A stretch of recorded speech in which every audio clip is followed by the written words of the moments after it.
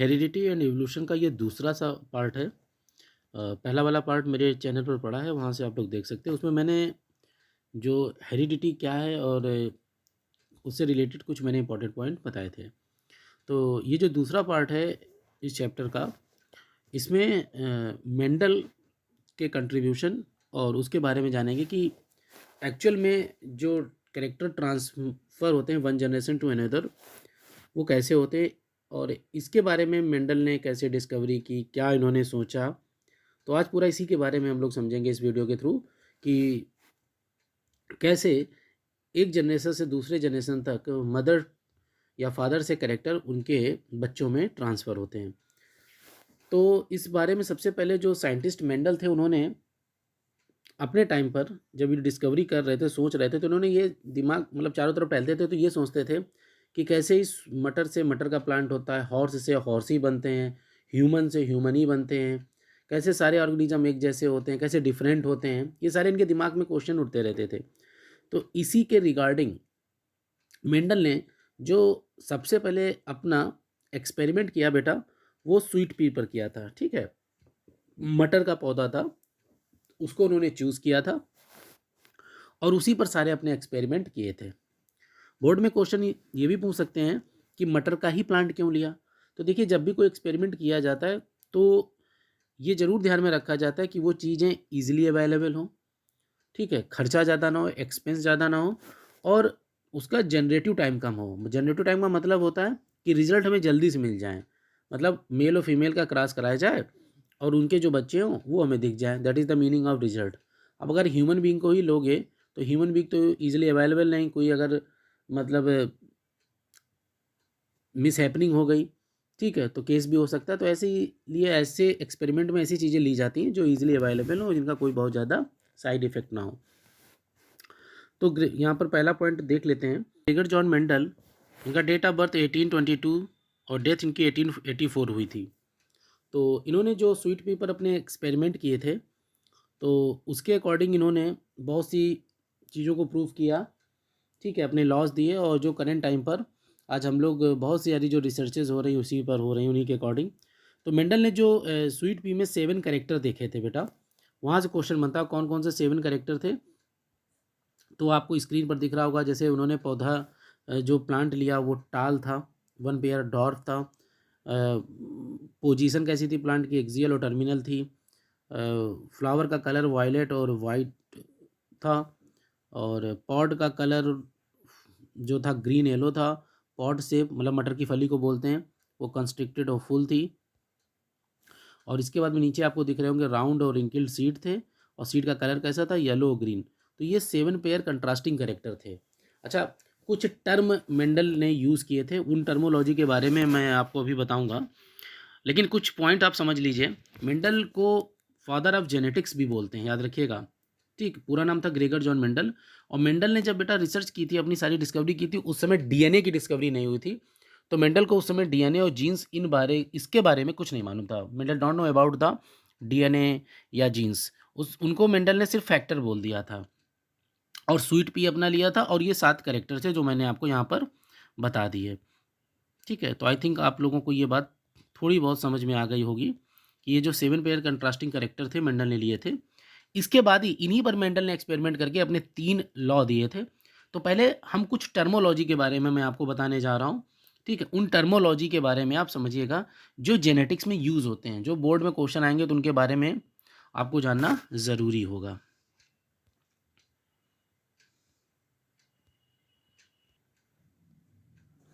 तो देखिए यहाँ पर जो टर्म दिए गए हैं, ठीक है, पहला तो डिफिनीशन समझ लेते हैं।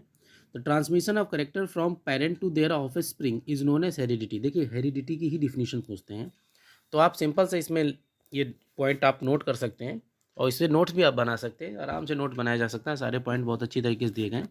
जो बेटा करेक्टर हैं वो एक जनरेशन से दूसरे जनरेशन में, जैसे माता पिता से उनके बच्चों में जाते हैं। जो करेक्टर करेक्टर का मतलब लंबाई का, स्किन कलर, आई कलर, ब्लड ग्रुप, बहुत से करेक्टर जो भी जिनसे हम बने हैं, ठीक है, वो अगर मदर फादर से उनका ऑफ स्प्रिंग का मतलब होता है उन डॉटर या बच्चे जो होते हैं, तो उसी को हेरिडिटी बोल देते हैं। ठीक है, अब अगला पॉइंट बोलते हैं the study of heredity and variation is known as genetics. Heredity और वेरिएशन, मेरी बात समझ लीजिएगा, हेरिडिटी और वेरिएशन की स्टडी किसमें की जाती है? जेनेटिक्स। तो हेरिडिटी तो आपको पता चल गया, पहला पॉइंट, कि जो ट्रांसमिशन ऑफ कैरेक्टर हो रहे हैं किससे? मदर फादर टू उनके ऑफस्प्रिंग में। और वेरिएशन क्या होते हैं? वेरिएशन को बोलते हैं चेंजेस बेटा, जो चेंज हो रहे हैं। जैसे आप ये समझो, क्या आप एग्जैक्ट कॉपी हो अपने मदर फादर की? ऐसा तो है नहीं, दोनों के कैरेक्टर हम में आ गए हैं, लेकिन हम लोग एग्जैक्ट कॉपी नहीं है। तो that is the meaning of variation. तो हेरिडिटी और वेरिएशन, इनका जो कॉम्बिनेशन होता है दैट आर कॉल्ड जेनेटिक्स, उसी को जेनेटिक्स बोलते हैं। अगला point, point number second, clone are those organism which are carbon copy of one another. मतलब क्लोन का मतलब होता है एग्जैक्ट कॉपी, मतलब जो ए सेक्सुअल रिप्रोडक्शन करके ऑर्गेनिज्म प्रोड्यूस होते हैं वो बेटा क्लोन होते हैं, ठीक, उनको क्लोन बोलते हैं। क्लोन बिल्कुल सेम होंगे, जैसे आप हैं, आपकी अगर क्लोनिंग की जाए तो आप ही जैसे बन जाएंगे, तो क्लोन में कोई भी डिफरेंस नहीं होता है। Next, variation in sexual reproducing organism are caused due to the following factor like environment, crossing over, recombination of gene and mutation. देखिए, अब जो सेक्सुअल रिप्रोड्यूसिंग ऑर्गेनिज्म है, जैसे हम लोग हैं ह्यूमन, सेक्सुअल रिप्रोड्यूसिंग ऑर्गेनिज्म है, तो हम लोगों में चेंजेस क्यों आ जाते हैं? तो उसके कारण बता रहे हैं। पहला रीज़न दिया गया है इन्वायरमेंटल, यानी इन्वायरमेंट के कारण भी चेंजेस हो सकते हैं। क्रॉसिंग ओवर, क्रॉसिंग ओवर आपको इस लेवल पर समझ में नहीं आएगा, लेकिन इतना आप जान लीजिए, जब मदर और फादर के स्पर्म और ओवा आपस में फ्यूज होते हैं, मतलब फर्टिलाइजेशन होते हैं, तो उसमें क्रोमोसोम की एक अवस्था आती है मियोसिस में, जहाँ पर दोनों के कैरेक्टर आपस में मिल जाते हैं, इसीलिए हम नया कम्बिनेशन बन के प्रोड्यूस होते हैं। रिकम्बिनेशन उसी को बोलते हैं, रिकम्बिनेशन ऑफ जीन और म्यूटेशन। और म्यूटेशन का मतलब होता है डीएनए में कुछ भी परिवर्तन, अगर डीएनए में चेंजेस होगा तो आप में भी चेंजेस हो जाएंगे। तो इतने सारे रीजन हैं जो सेक्सुअल ऑर्गेनिज्म को डिफर बनाते हैं एक दूसरे से, क्योंकि हम लोग ह्यूमन बीइंग से ही समझिए, हम सभी लोग सेक्सुअल रिप्रोड्यूसिंग ऑर्गेनिज्म है, इसलिए एक दूसरे से अलग है बेटा, ठीक है, एग्जैक्ट कॉपी आप नहीं हो। देखिएगा जितने भी ह्यूमन है सब एक दूसरे से अलग है। Next point, paired condition of chromosome, इसको डिप्लॉयड बोलते हैं। हाँ, ये समझ लीजिएगा, ये दो टर्म आते हैं, डिप्लॉयड और हैप्लॉयड, अपने से ही समझिए। हमारी बॉडी में जो बेटा सेल्स होती है उसमें टोटल नंबर ऑफ क्रोमोसोम 46 होते हैं सोमेटिक सेल में, मैं बात कर रहा हूँ सोमेटिक सेल में, इसी को डिप्लॉयड नंबर बोलते हैं। डिप्लॉयड को 2n से रिप्रेजेंट करते हैं, 2n बराबर 46। लेकिन जब इन सोमेटिक सेल से बेटा जब जर्म सेल बनती हैं, जर्म सेल कौन हो गई? मेल में स्पर्म, फीमेल में ओवा, तो वहाँ पर जो क्रोमोसोम होते हैं जस्ट हाफ हो जाते हैं, यानी एन बराबर कितने हो जाएंगे? 23। तो इसको हैप्लॉयड बोलते हैं। तो डिप्लॉयड का मतलब हो गया डबल सेट ऑफ क्रोमोसोम, और हैप्लॉयड का मतलब हो गया सिंगल सेट ऑफ क्रोमोसोम। तो होपफुली आपको ये कॉन्सेप्ट क्लियर हो गया होगा। हैप्लॉयड डिप्लॉयड हर जगह इसका यूज़ होगा। देखिए, पूरे वीडियो को कायदे से सुनिएगा, सारी चीज़ें जेनेटिक्स से रिलेटेड आपके बेसिक लेवल की मैं सारी क्लियर कर दूंगा। अब आप आगे अपकमिंग क्लासेस में 12th में आपको ये चैप्टर डिटेल में मिलेगा, और यहाँ बोर्ड में भी क्वेश्चन कैसा भी आएगा, अगर आपने मेरा पूरा वीडियो देख लिया, ठीक है, तो आप ये समझ जाइए कि आपके क्वेश्चन कहीं से भी नहीं रुकेंगे। मैंने डायग्राम बेस्ड और ये थ्योरेटिकल बेस्ड दोनों स्लाइडों को कंबाइन करके ये वीडियो बनाया है, तो जिससे आप लोगों को नोट्स बनाने में भी हेल्पफुल रहेगा कि क्या लिखें। कभी कभी कन्फ्यूजन हो जाता है ना, क्या कंटेंट लिखना चाहिए बोर्ड में, वो भी आपको यहाँ से मिलेगा, कॉन्सेप्ट भी आपका क्लियर हो जाएगा। देन आफ्टर, ये देखिए अगला पॉइंट है, DNA means deoxy ribo nucleic acid and RNA ribo nucleic acid is the genetic material in all organism. Very important बेटा, ह्यूमन में यानी हम लोगों में मोस्टली, एनिमल में डीएनए होता है जेनेटिक मटेरियल, और वायरसेस में और प्लांट में मोस्टली आरएनए होता है। बेटा यही जेनेटिक मटेरियल हम लोगों के मदर और फादर से हम लोगों में आता है, हम लोगों से फिर उसकी जनरेशन में ऐसे ट्रांसफर होता रहता है, और जो भी कैरेक्टर होते हैं वो इन जेनेटिक मटेरियल में ही होते हैं जीन्स के रूप में, ठीक है। लेकिन मेंडल के समय में फिर बता रहा हूँ, ये डीएनए के बारे में, जीन्स के बारे में नहीं जानते थे। मेंडल ने इनको फैक्टर बोला था। तो ये भी बोर्ड में क्वेश्चन पूछा जाता है कि मेंडल ने जो कैरेक्टर ट्रांसफर हो रहे थे उनको क्या बोला था, तो आप लोग सिंपल सा बताएंगे क्या बोला था उनको? फैक्टर। ये बिल्कुल दिमाग में रख लीजिएगा, दैट इज कॉल्ड फैक्टर। तो ये सारे पॉइंट मैंने यहाँ पर, कुछ जो टर्म अभी जो बेसिक चीज़ें हैं वो मैंने यहाँ पर आपको क्लियर कर दी। इसके बाद में बेटा जो मेंडल्स के ये रूल्स दिए गए हैं, मेंडल ने जो रूल्स दिए थे वो 3 रूल्स थे, 3। The first law of dominance, second था लॉ ऑफ सेग्रीगेशन, इसको लॉ ऑफ प्योरिटी भी बोलते हैं, और थर्ड था लॉ ऑफ इंडिपेंडेंट असॉर्टमेंट। देखिए ये 3 लॉ तो अपने माइंड में रख लीजिएगा कि ये 3 लॉ हैं, लेकिन इन 3 लॉज को मेंडल ने कैसे एक्सप्लेन किया, इसके लिए उन्होंने बेटा जो मैंने आपको अभी इसके पहले बताया था, जो 7 पेयर कंट्रास्टिंग कैरेक्टर थे उनमें क्रॉस कराया, ठीक है। वो क्रॉस कैसे होते हैं, क्या होते हैं, उनके बारे में मैं आपको डिटेल में अभी बताऊंगा।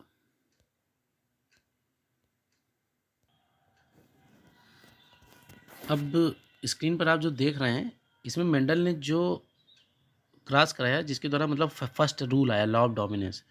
तो लॉ ऑफ डोमिनेंस के लिए मेंडल ने 1 पेयर ऑफ कंट्रास्टिंग कैरेक्टर लिया। 1 पेयर ऑफ कंट्रास्टिंग कैरेक्टर का मतलब ये हो गया कि उन्होंने एक पेयर लिया। जैसे मान लीजिए उन्होंने सीड का कलर ही ले लिया, ठीक है। तो सीड का कलर कैसे लिया, एक येलो था, दूसरा ग्रीन था।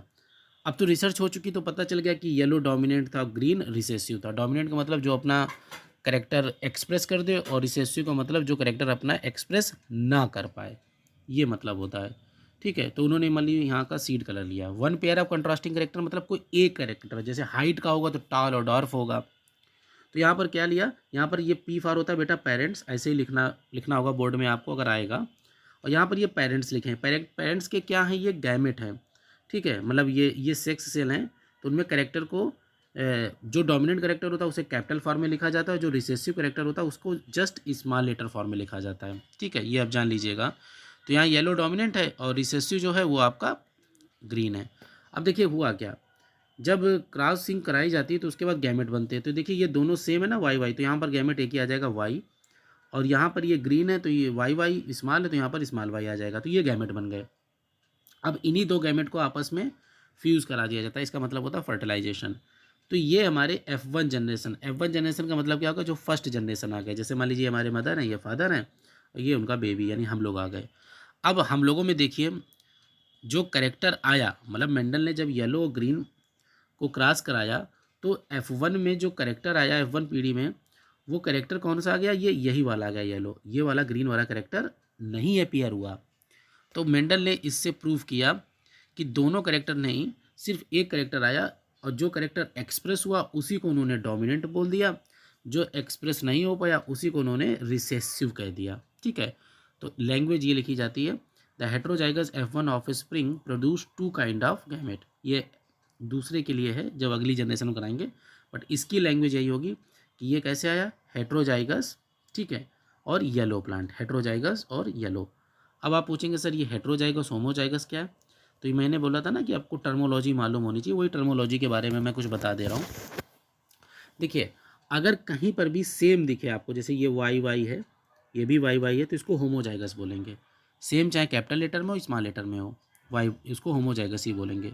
बट अगर कहीं डिसिमिलर देखे, जैसे यहाँ पर कैपिटल वाई स्मॉल वाई, तो उसको हेट्रोजाइगस बोलेंगे, ठीक है। इसीलिए यहाँ पर ये हेट्रोजाइगस है और ये होमोजाइगस लिखा है इन दोनों के लिए, ठीक है। ये समझ गए। गैमेट आपको पता चल गया, पेरेंट्स पता चल गया। अब ये जो बेटा गैमेट की अल्टरनेट फॉर्म होती है, अगर इसको कैपिटल वाई लिखा जाए तो इसको एलिल्स बोलते हैं। ये बहुत इंपॉर्टेंट डिफिनीशन है कि एलिल्स क्या होता है, तो आपको मालूम होना चाहिए। जो गैमेट की अल्टरनेट फॉर्म होती है दैट आर कॉल्ड एलिल्स, उसको एलिल्स बोलते हैं।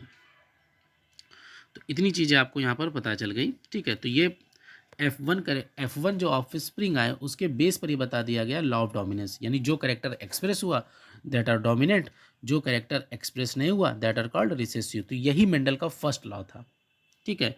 First law mono hybrid cross था। मोनो हाइब्रिड क्रॉस का मतलब होता है 1 पेयर ऑफ कंट्रास्टिंग करेक्टर। ध्यान से सुनिएगा, मैं बार बार बोल रहा हूँ 1 पेयर। जैसे हाइट का लिया गया तो लंबा छोटा, कलर का लिया गया तो येलो और green. That is the meaning behind 1 pair of contrasting character.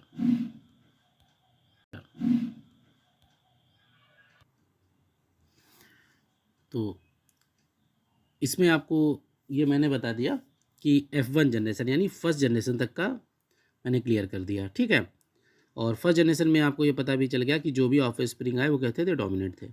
अब मेंडल ने क्या किया बेटा, ये जो फर्स्ट जनरेशन में जितने भी प्लांट आए थे इनको आपस में ही क्रॉस करा दिया, ठीक है। जितने भी थे, मतलब उसमें कुछ मेल होंगे कुछ फीमेल होंगे। तो मतलब आप ये समझिएगा, जैसे ये कैपिटल वाई स्मॉल वाई लिखा है और इसी का क्रॉस ऐसे कर दिया जाए, तो यहाँ पर दूसरा बॉक्स बना के उसमें भी कैपिटल वाई स्मॉल वाई लिख दो, ठीक है। तो इससे जो गैमेट बनेगा कैपिटल वाई स्मॉल वाई बनेगा, क्योंकि ये दोनों अलग हैं। और इससे भी गैमेट बनेगा कैपिटल वाई स्मॉल वाई। अब बेटा इनको लिखने का तरीका ये होता है, इसको बोलते हैं चेकर बोर्ड, ठीक है, ठीक है। F2 जनरेशन में कितने टाइप के ऑफ स्प्रिंग यानी डॉटर आएंगे उनके बारे में यहाँ पर बताया गया है। तो इसमें सबसे अच्छा तरीका होता है, आप बॉक्स एक बनाइए, रेक्टेंगुलर बॉक्स, ये आपका बना है, ऐसे बना लीजिए इस तरीके से। जो इधर वाले पेयर हैं कैपिटल वाई स्मॉल वाई, उसको यहाँ लिख दीजिए। जो ये वाले पेयर हैं कैपिटल वाई स्मॉल वाई, उसको यहाँ पर लिख दीजिए। अब स्क्रीन साफ कर दे तब आपको समझ में आएगा। और फिर इसके बाद में इनको ऐसे वर्टिकल और हॉरिजॉन्टल फिल कर दो। जैसे ये कैपिटल वाई है तो कैपिटल वाई ये रहा, और ये स्मॉल वाई है तो ये स्मॉल वाई ये रहा। अब इसको ऐसे फिल करो इस तरह, ये वाला। तो ये कैपिटल वाई ये हो गया, कैपिटल वाई ये हो गया, ये स्मॉल वाई ये हो गया, स्मॉल वाई ये हो गया। तो इस तरीके से वर्टिकल और हॉरिजॉन्टल जब आप फिल कर दोगे तो आपको फिर पता चलेगा कि कितने टाइप के ऑफ स्प्रिंग आए। अब देखिए यहाँ पर दो टर्म आ जाते हैं, एक फिनोटाइप और दूसरा जीनोटाइप। तो इनके बारे में मैं आपको बता रहा हूँ, ध्यान से सुनिएगा। बेटा फिनोटाइप का मतलब होता है जो बाहर से देखने पर एक्सप्रेस हो, यानी इन्वायरमेंटली, ठीक है। तो अगर आप बाहर से देखोगे तो आपको 3 प्लांट ये येलो कलर के दिख रहे हैं, क्योंकि जहाँ जहाँ भी वाई गया है, कैपिटल वाई की मैं बात बोल रहा हूँ, वो चाहे होमोजाइगस हो या हेट्रोजाइगस, वो सारे येलो होंगे। मैं फिर से बोल रहा हूँ, अगर ना समझ में आए तो इतना समझ लीजिएगा, जहाँ जहाँ भी कैपिटल वाई होगा वो डोमिनेंट करेक्टर है, तो वही एक्सप्रेस होगा। तो देखिए इन दोनों पेयर में भी एक कैपिटल वाई है, ये भी येलो होगा। इन दोनों में भी कैपिटल वाई दोनों है तो प्योर येलो हो गया, और इसमें भी एक कैपिटल वाई, ये भी येलो। तो ये बाहर से देखने पर 3 येलो और एक ग्रीन दिख रहा है। ग्रीन क्यों? क्योंकि ग्रीन में दोनों स्मॉल वाई हैं, तो आप समझिए गए। तो इसलिए इनका जो फिनोटिपिक रेशियो आएगा येलो ग्रीन का, वो हो गया 3:1, ठीक है। क्योंकि 3 ये एक ये, तो ये हो गया 3:1, वो यहाँ पर ऐसे लिख दिया गया, ठीक। अब अगला जो बेटा आ रहा है that are called genotypic ratio. इसको आप जीन के बेस पर देखेंगे। जीन के बेस का मतलब समझ रहे हैं? जीनोटिपिक का मतलब हो गया बिल्कुल प्योरिटी पर देखेंगे, जीन पर। ध्यान से देखिएगा, यहाँ पर ये बिल्कुल प्योर येलो है, ठीक है, तो इसको 1 लिख दिया, प्योर येलो को, ये रहा। इसके बाद में ये जो जो एनो है येलो, ये भी तो येलो है, क्योंकि लेकिन ये प्योर नहीं है, होमोजाइगस नहीं, हेट्रोजाइगस है, बट डोमिनेंट कैरेक्टर के कारण ये येलो है, इसको 2 यहाँ लिख दिया गया। और ये बेटा प्योर ग्रीन है, क्योंकि स्मॉल वाई स्मॉल है, इसको यहाँ लिख दिया गया। तो जीनोटिपिक रेशियो क्या आ गया? 1:2:1। और ध्यान दीजिएगा बेटा, यही बहुत पूछा जाता है कि जीनोटिपिक फेनोटिपिक रेशियो कितना होता है, ठीक है। तो आपको मालूम होना चाहिए, मैं फिर से बोल रहा हूँ, अगर मोनो हाइब्रिड क्रास है, मोनो हाइब्रिड क्रास का मतलब 1 पेयर ऑफ कंट्रास्टिंग करेक्टर है, तो इनकी दूसरी पीढ़ी का यानी F2 जनरेशन का जो जीनोटिपिक रेशियो होगा वो होगा 1:2:1, और जो फिनोटिपिक रेशियो होगा वो 3:1 होगा। और इसी से क्वेश्चन आते हैं, ठीक है, वो मैं बाद में बताऊंगा। तो पहले आप वीडियो को कई बार रिपीट करके ये चीज़ समझ लीजिएगा कि किस तरीके से ये क्रॉस किया गया। मैं फिर से बता दे रहा हूँ, पहले यहाँ पर पेरेंट्स लिखे जाते हैं।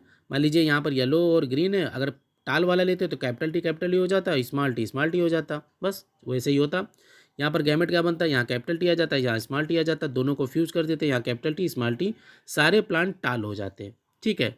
अब F2 जनरेशन निकालता तो इन्हीं का आपस में करा देते cross, capital T small T का, कैपिटल टी का स्मॉल टी का। मैं दूसरे करेक्टर से बता रहा हूँ, कुछ नहीं, यहाँ पर कैपिटल टी स्मॉल टी लिख देते, यहाँ पर कैपिटल टी स्मॉल टी लिख देते, फिल कर देते, तो 3 प्लांट आपके आ जाते टाल। यहाँ पर जैसे येलो लिखा तो वहाँ हो जाता टाल, और एक प्लांट आपका हो जाता डार्फ, यानी कि जो बौना होता है डार्फ, ठीक है। और तो इसका रेशियो हो जाता है फिनोटिपिक 3:1, और जीनोटिपिक में एक प्योर टाल आता वो ये हो जाता, 2 इम्प्योर टाल आते वो ये हो जाते, और एक प्योर डार्फ आ जाता वो ये हो जाता। तो मैंने दो तरीके से आपको ये पूरी बात समझा दी। तो इस तरीके से मेंडल ने अपने जो फर्स्ट लॉ था, लॉ ऑफ डोमिनेंस, ये पूरा मोनो हाइब्रिड क्लास से एक्सप्लेन हो गया, ठीक है। और इसके बाद जो मेंडल का सेकंड लॉ है, लॉ ऑफ सेग्रीगेशन, वो मैं आपको बताने जा रहा हूँ, ठीक है।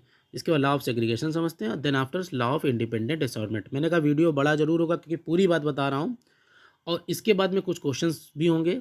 थर्ड पार्ट जो इसका आएगा उसमें क्वेश्चन रहेंगे, और सेकंड और इस वाले पार्ट में तो तीनों लॉ होंगे, और उनसे रिलेटेड जो भी टर्मोलॉजी होगी सब आपको बता दे दूँगा।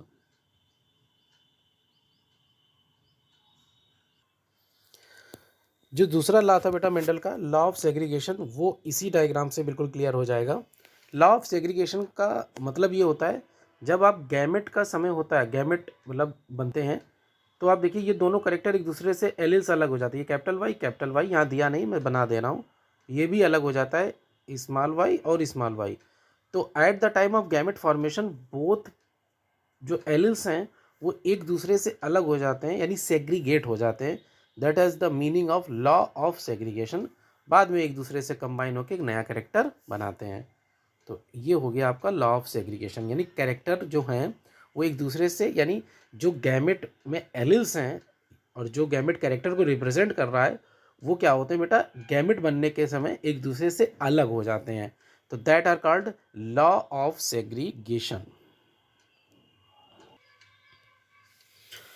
अब जो तीसरा रूल है मेंडल का, लॉ ऑफ इंडिपेंडेंट असॉर्टमेंट, उसको समझिएगा। और इसके लिए मेंडल ने क्या किया बेटा, दो पेयर ऑफ कंट्रास्टिंग कैरेक्टर यानी two pair of contrasting character को आपस में क्रॉस कराया। अब two pair of contrasting character क्या है उसको समझिए। जैसे अभी तक हम लोगों ने वन पेयर लिया था, जैसे हाइट का लिया तो एक टाल था एक डार्फ था, अगर फ्लावर का कलर लिया तो येलो था और ग्रीन था। बट इंडिपेंडेंट असॉर्टमेंट में उन्होंने two pair of contrasting character लिए। अगर आप देख रहे होगे तो यहाँ पर एक पेयर लिखा है कैपिटल वाई और दूसरी तरफ लिखा है कैपिटल आर। ये यहाँ ये दो कैरेक्टर हैं, इसको बोलते हैं येलो और राउंड, और दोनों बेटा डोमिनेंट है। यानी दो पेयर अगर लोगे तो उसमें दोनों पेयर में डोमिनेंट एक साइड रहेंगे और रिसेसिव एक साइड। और इसी का रिसेसिव क्या होगा, येलो का रिसेसिव हो गया ग्रीन और राउंड का हो गया रिंकल्ड। तो इसीलिए इसको स्मॉल वाई और स्मॉल आर से रिप्रेजेंट किया गया। और ये रूल क्या कहता था, ध्यान से समझिएगा। लॉ ऑफ इंडिपेंडेंट असॉर्टमेंट ये बताता है कि बेटा कोई भी कैरेक्टर किसी के साथ कंबाइन कर सकता है। मतलब देखिए, ये तो F1 जनरेशन में सारे प्लांट यही आएंगे हेटेरोजाइगस कंडीशन में, मतलब येलो और राउंड आ गए, ठीक है। ये F1 जनरेशन हो गई, लिखा भी है। F1 जनरेशन का मतलब होता है पहली पीढ़ी, फर्स्ट जनरेशन। अब फर्स्ट जनरेशन में जितने भी प्लांट आए उसमें कुछ मेल है कुछ फीमेल है, उनको आपस में जब क्रॉस कराएंगे तो गैमेट बनेगा। तो F2 जनरेशन के लिए जो गैमेट बने बेटा, इधर मेल के गैमेट है, ये फीमेल के गैमेट है, ध्यान दीजिएगा। तो ये गैमेट अब जब आप देख रहे हो तो ये चार टाइप के गैमेट बने, capital R capital Y capital I, small Y capital Y small R और स्मॉल वाई स्मॉल आर। ये चार टाइप के गैमेट इधर है, सेम वही चार इधर रखे जाते हैं। अब आप ध्यान से देखिएगा, हर गैमेट मतलब हर कैरेक्टर एक दूसरे से कंबाइन कर रहा है और यहाँ पर आ रहा है, यानी कोई भी किसी के साथ कंबाइन कर सकता है, यानी ये कैरेक्टर एक दूसरे के लिए फ्री हो गए हैं। तो इसी को बोलते हैं law of independent assortment. Concept आप मुझसे समझिए, और वीडियो के बाद में मैं हैंड रिटन नोट्स हैं पूरे, उनको मैं यहाँ पर स्क्रीन पर आ जाएंगे, आप उनसे अपने नोट्स बना सकते हैं। आपके दिमाग में कन्फ्यूजन होगा ना कि नोट्स क्या बनाएं, क्या लैंग्वेज लिखें, डोंट वेरी, उसकी टेंशन मत लीजिए। वीडियो के लास्ट में मैं उसको सारे नोट्स यहाँ पर आपको मिल जाएंगे, आप स्क्रीन को पॉज करके अपने नोट्स भी बना सकते हैं। बट कॉन्सेप्ट यहाँ से समझ जाइए कि कॉन्सेप्ट कैसे कैसे क्वेश्चन हमसे निकलेगा, वो यहाँ से क्लियर करते हैं, ठीक है बेटा। इसके आगे का वीडियो ये जो पार्ट 3 में डायब्रिड होगा। क्लास वीडियो ज़्यादा बड़ा हो रहा है इसलिए मैंने यहाँ पर वीडियो को एंड कर दिया। इसके आगे जो हाइब्रिड क्लास का एक्सप्लेनेशन है वो आपको पार्ट 3 में मिलेगा और सारे नोट्स भी। Thank you.